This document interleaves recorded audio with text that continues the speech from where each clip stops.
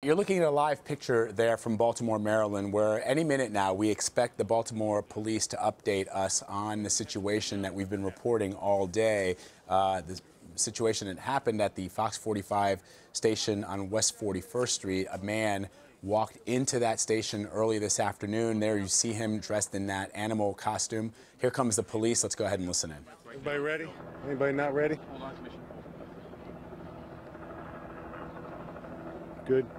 Okay, well, first I want to thank you all for your patience. It's been a goal of ours in Baltimore to keep the media informed about critical events that affect our community.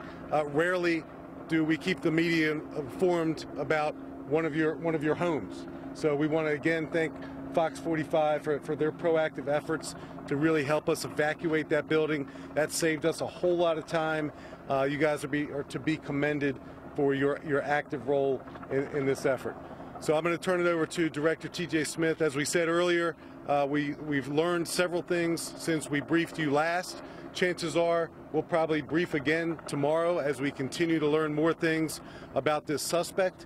So just bear with us as we make our way through this information, but it's important, obviously I'm preaching to the choir, to get you information timely yet accurate. So that's what we want to be, timely and accurate. So I'll turn it over to Director Smith, and then we'll take some questions.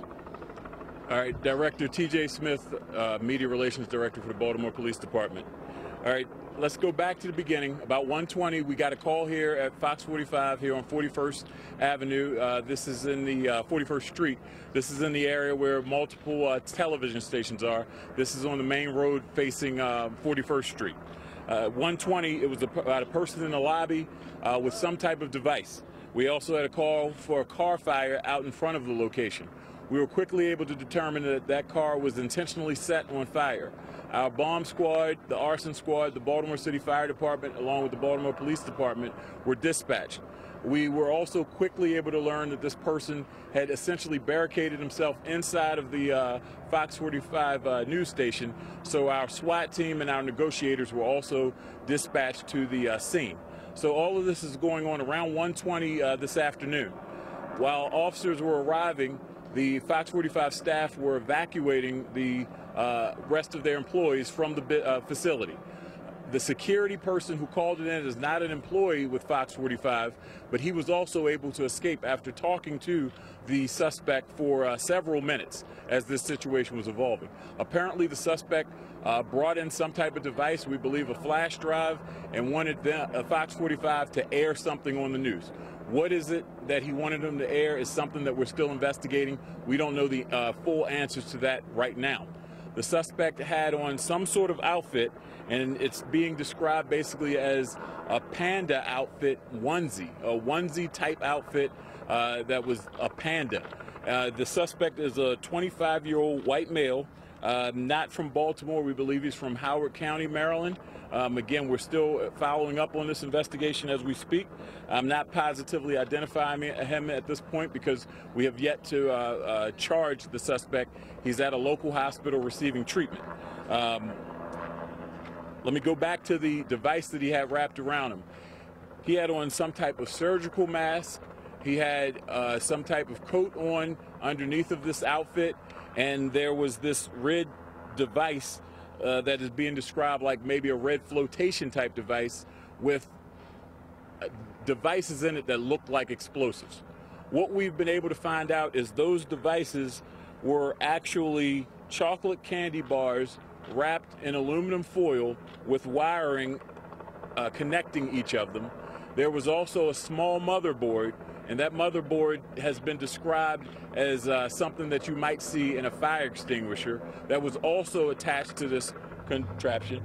And the wire was also running down the sleeve of his jacket into his hand, basically emulating some type of detonation type device.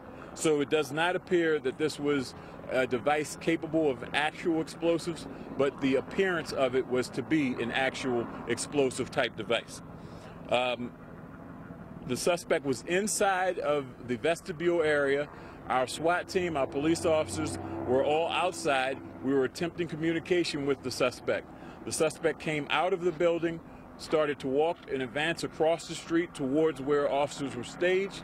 and officers were forced to fire upon him. We know at this point that 3 officers fired and struck the suspect. The suspect was shot more than one time, I believe maybe 3 times. That number can change. The suspect is listed in serious but stable condition at a local hospital here in Baltimore. Why did this happen? Why did he wear a replica bomb today? We don't know. We're still investigating this. They used a robot to disarm him, to take the clothing off of him, to take the device off of him in order to move in to provide treatment to him. Once they were able to do that, they were able to closely examine the device and see what it actually was. We're still in the process of clearing the Fox 45 building. We were able to account for everyone, but of course public safety is the most important thing at this point in time. So as it stands, that's where we are. The suspect is expected to survive, and we'll be working with our state's attorney's office as well as our federal partners as we move through with charging. This is going to take more than the time that I'm standing here, and it's going to take more than a couple of days to determine everything that went on here. And with that, let's ask some questions. Do you know anything about this guy's history? I know you're not publicly identifying him, but do you know anything about his background? At this point, we do not have any information on his background. Did he say anything as he was being taken into custody? I know there was some hesitation about what he was saying. Is there any communication with you when he was not complying initially after being... Yeah, we were trying to get him to comply and to show us his hands so that we could get treatment to him quickly. He actually was, certainly we have information that he was nodding his head no when officers were trying to get him to show him his hands. So I can't get into all of his statements, but I can tell you that he was saying no when we were asking him to comply. What's the timing from the car fire to when he walked into the building? It all happened relatively quickly, and I don't know if the folks at Fox 45 exactly knew everything that was going on at the time. This vehicle, we didn't know if that was associated with an event, but we now know the vehicle was associated with it. Have you? Was there ever a point where police were on the phone with him, negotiating with him, trying to get him out of the building? I don't believe we were talking to him inside the building on the phone. I think we were using other devices. Was it his car? Yeah, we hadn't gotten there. We believe the vehicle is his. At least it's associated with him. What was on the flash drive? I'm sorry? What was on the flash drive? Something that he wanted the news people to air. I don't know what the content of it was. I don't know what it was, but something that he wanted them to air. His condition right now is serious but stable. He's expected to survive. Was he unconscious after he was shot, and that's why the robot had to move in, or was he No, the scene wasn't secured. Understand, I'm telling you what the device is after the fact. When the robot was moving in, no one knew what the device was. As you see, we're right here just a block away from the venue, from Fox 45, and we're next to residential homes. The suspect came out of the business, out of the facility, and that's where he was shot.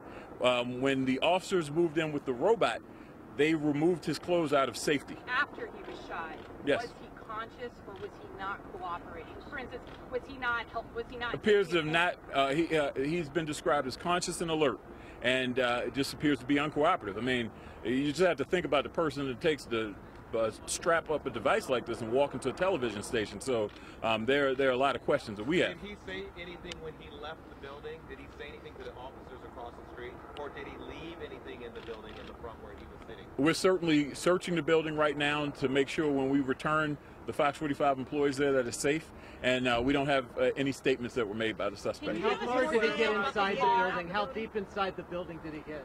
We're investigating that right now. And again, that's going to be part of a extensive search to ensure that there aren't any other type of secondary devices. Again, the device that he had, we are able to say that that device is not an actual device. So we're still right now investigating it, and that's part of it. Before we put Fox 45, you guys back in that building, we're going to make sure it's nothing else in there, because we don't know, was he there earlier today? Was he there earlier in the week? We don't know this. That'll be part of our investigation. Can you give more details about the device he was wearing was not capable of exploding, right? Yeah, they were candy bars. Right. What type of candy bars were in there? I mean, we haven't decided. Chocolate candy bars. Can you more detail about the car, what kind of car it was, what kind of damage it sustained? No, I can't. I don't know the answer to that. Can you say where he was shot? Where was he shot? Was it less than lethal rounds? No, he was shot with. He was shot with a rifle He was shot with a gun. And there was no attempt for it to be a less than lethal shot. He was shot by a sniper. Okay, Leland, let me explain to you again. The suspect, as we know, is walking out of the building after threatening a staff at Fox 45 with some type of outfit that appeared to be a bomb. Hindsight now being 2020, we know that there were candy bars in that bomb, and that device, that replica outfit that he had on. When he walked out on the street, he posed a threat to this community, a threat to the officers, and they were forced to use their real guns to shoot the suspect. The suspect has survived those injuries, but again, time is on our side, but when you have a non-compliant individual, you have to unfortunately do what you have to do. The security guard says he talked for 45 minutes while he waited for people to get out in the building. That he kept talking to this guy, he kept him calm, he kept stalling him. I've got to ask you, Commissioner, I've got to ask you guys, what do you have to say about this guy who managed to keep this guy talking and not take any further action? Well, I'm not sure we're in a position right now to kind of retrospectively right now look back at that interaction and offer a comment on that. This is thankfully a very, very unusual event, but in this day and age, these events seem to happen more and more across our country. They seem to happen more and more at places like news stations and police stations and government facilities and schools. So, you know, it's become all too common in America for us to gather like this to examine the bizarre, dangerous behavior of a singular individual. And I don't necessarily have a rational explanation for irrational behavior. But when we learn more about him, yeah, everybody did a great job. Everybody at Fox 5 did a great job, and I'm sure your news organizations are equally prepared to deal with something unusual. And listen, we've learned a lot as a country to deal with these types of incidents, and you know, we'll learn more about this man as time goes forward, and unfortunately we'll probably learn the same old about him. And I can predict it. How many times did police fire?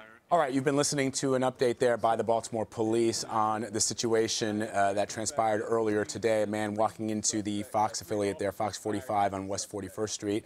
Ultimately, the man that you see in the screen there, on the screen there, was wearing what's been described as a panda onesie. Now, the man claimed that he had a bomb strapped to his chest. Police now saying that, in fact, they were chocolate candy bars wrapped in aluminum foil, that he had a motherboard, some type of motherboard with a wire that was going down his sleeve into his hand, which appeared to the police to look like a detonating device of some sort. 3 officers fired on this man. There were police unclear how many times exactly he was hit. According to police officials there, it was definitely more than 1, maybe 3 times. He is in serious but stable condition and is expected to survive. That is the news out of Baltimore.